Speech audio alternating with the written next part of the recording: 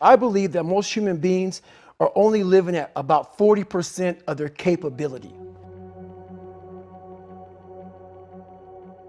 The mind has a governor, like a car.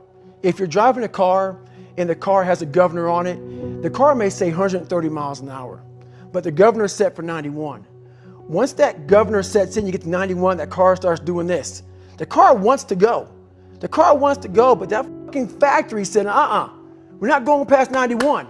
We have a factory, a nice governor in our brain, and it's a survival mechanism. It protects us from pain and suffering. The second we feel that shit, our mind says, oh no, this isn't fun. We should back off. We should sit down, find something more comfortable. And there's something about the mind. The mind has the tactical advantage over you at all times. At all times of your life, the mind has a tactical advantage over you. Why is that?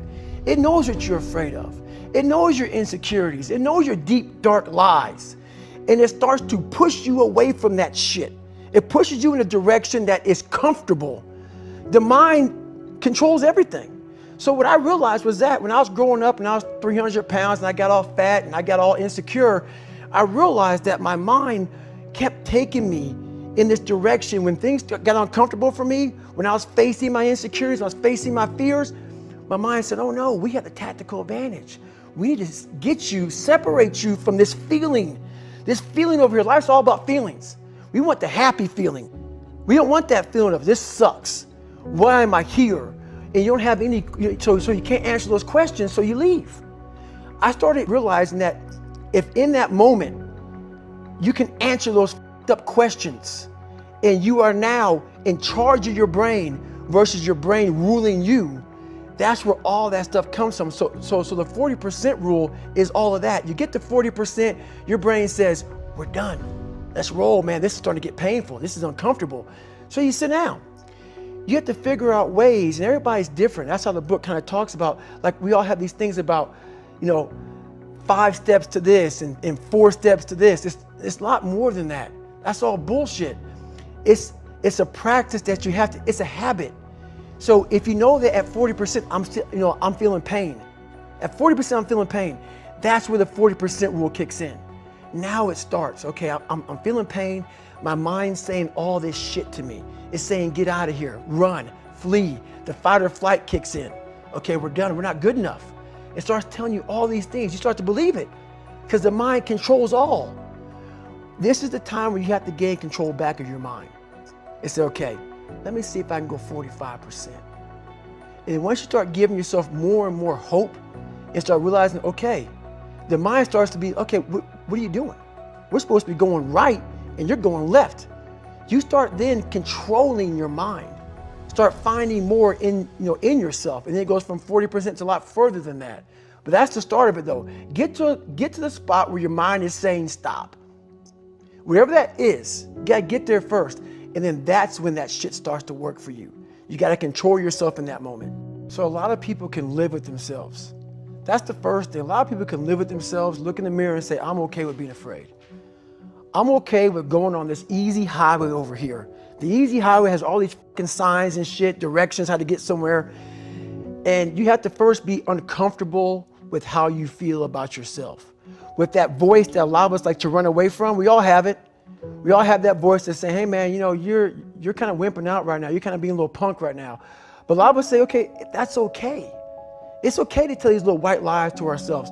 So we first have to face the real you. The real me is David Goggins. The real me is a guy looking at you right now saying, I don't want to fucking be on this show right now because I used to stutter as a kid. And I'm afraid of that. I'm afraid that here in a second, I'm going to start fucking stammering and stuttering and the whole world's going to know that I have all these issues. But that's when I see right now, okay, Goggins, you got to go on this fucking show. That's Goggins. Goggins is saying, okay, David Goggins, you're a punk. Life made you this way. We can't live like this. We can't live in fear. We can't live in judgment. We can't be afraid of what the people right now are looking at me saying about me. We cannot be afraid of that. That's Goggins. Goggins saying, all of you who don't like me, who don't want to, and that person then comes in. But you have to be David Goggins and say, man, I'm afraid of this. I'm fucked up here. Life made me this way here. I stutter. I have these issues with reading and writing, and I'm fat and I'm insecure. You have to face that in that dark room. In that dark room is who you are. But in that dark room is where you have to create another human being that walks out of that dark room to face who you are. That's the only way you're going to get over all those things. And people don't want to do that. They want to say, oh, don't call yourself fat. Don't call yourself dumb. If you're not real and raw with who the you are, nothing's going to change. And in this nice new world that we live in, we want to hear, you're just a little big. No, man, you might be fat. And it's okay to hear that from yourself and from everybody else. So that's where it started at. And it's raw. It gets ugly sometimes with me in that mirror. But I'm also proud of myself to be able to tell myself that and then fix what's in that mirror. So the first thing about it is, once you realize it, and you have to realize it, you got to call yourself out.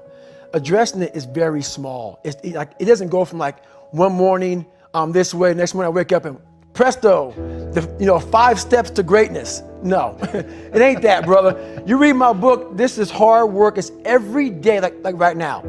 I had to be honest with you, man. I'm even shaking right now being on this show. I'm a big time introvert. How you address it is you face it. You face it every day. You face it every single day of your life where you say, okay, like if you're fat, you need to lose weight. It's patience. It's patience in this fact of accepting who you are right now. I'm fat. I don't like myself. Accepting the fact that if you lose 3 or 4 pounds, that's a huge accomplishment. You have to live in your own world. You cannot judge yourself. That's why social media and all these things are horrible. You can't judge yourself off of the so-called competition that we have made up in our mind. The things that how people look, how people act, how smart someone is. This is a race that you run completely alone. A lot of folks talk so much shit about, hey, I'm going to change your life. I'm going to do this. I'm going to do that. Are you accountable for what you're doing? Are you accountable? And I mean to the T for what you're saying. I am. And that's where it started. It started with that total accountability of, let's not lie today. Let's tell people the truth about who you are. And when you can get on and tell someone, like I'm doing right now, exactly how f***ed up you are, that's the goal in life. To put your life on a billboard, on the busiest road, in the busiest highway in the world, and say, this is how f***ed up I used to be. Take it or leave it.